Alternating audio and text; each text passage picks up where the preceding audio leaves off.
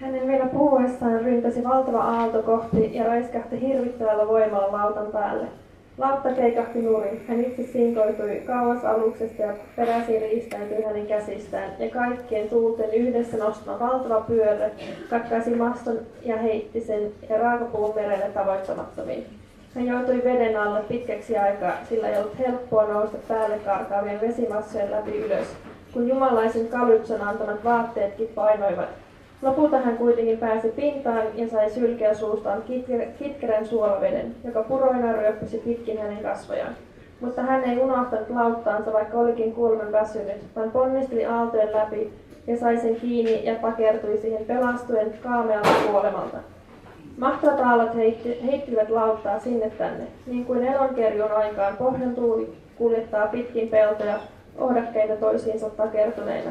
Niin viskovat tuulet lauttaa pitkin merta. Milloin heitti etelätuuli sen pohjatuulen vietäväksi, milloin itätuuli jätti läntisen riepoteltavaksi. Mutta hänet näki Kadmoksen tytär hoikkanilkkaiden Ino, eli Leukoteja, joka ennen oli puhunut kuolevaisen äänellä, mutta nyt asui syvissä merissä Jumalien arvoisena.